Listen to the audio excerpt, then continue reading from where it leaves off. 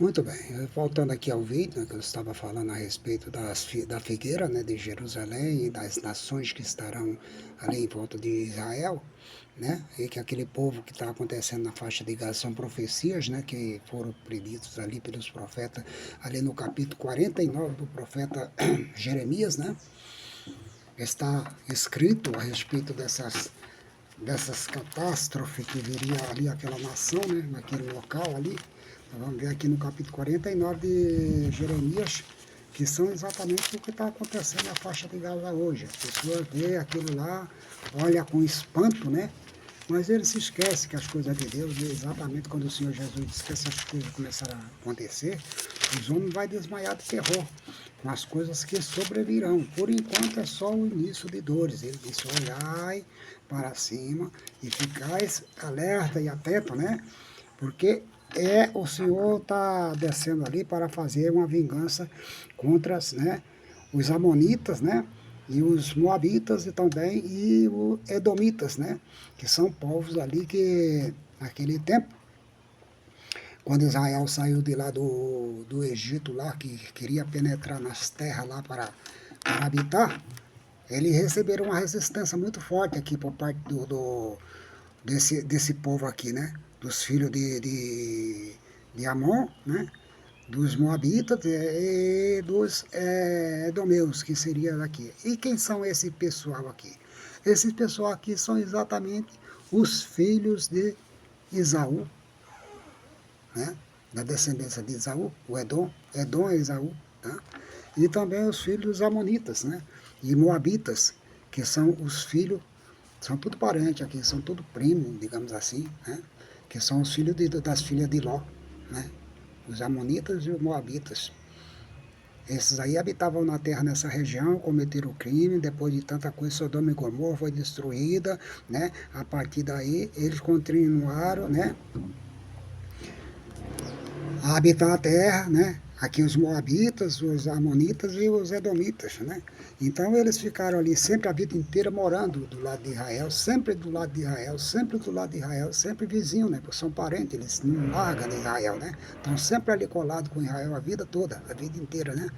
Fazendo ou deixando de fazer coisas. Quando, por exemplo, o Judá estava sendo atacado lá pelos os babilônios, pelos assírios, por esse tipo de gente lá, que eles vinham ali para atacar Israel, né, Judá, né, principalmente alguma das cidades ali que era tomada por essas pessoas, os filhos de, Israel, de Edom, por exemplo, os filhos de Esaú aqui, né, eles toda a vida deve ter sempre carregado do seu lado ali aquela inveja, né, de Israel ser a descendência eleita, né, ser o povo escolhido de Deus.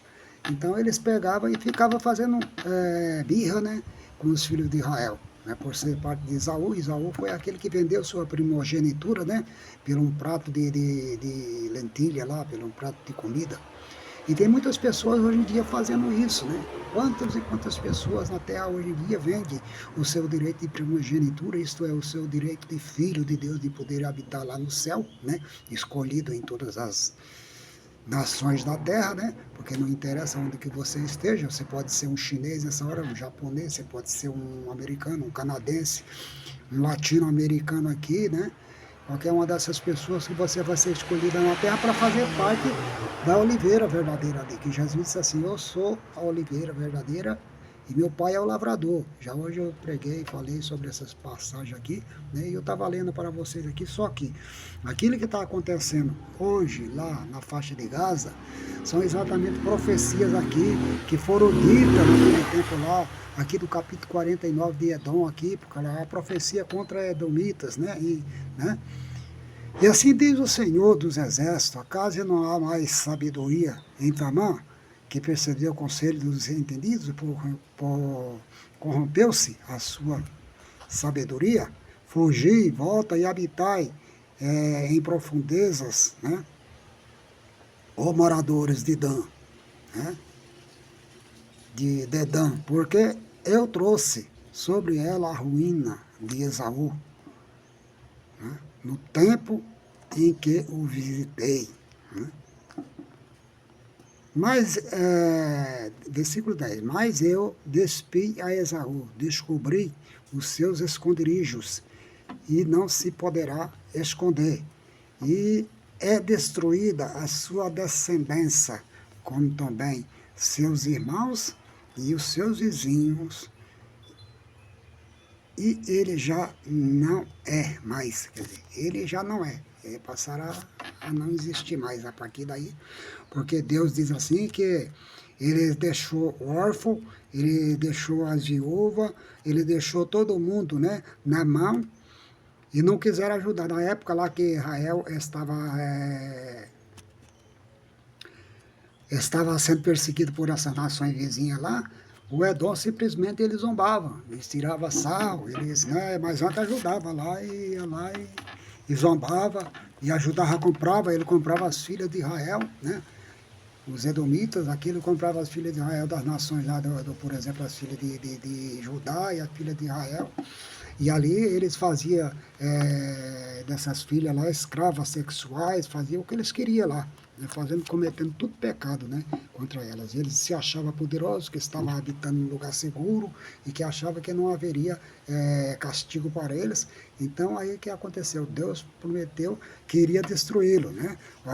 Porque assim diz o Senhor: eis que não estava condenados a beber o copo totalmente, o beberão, e tu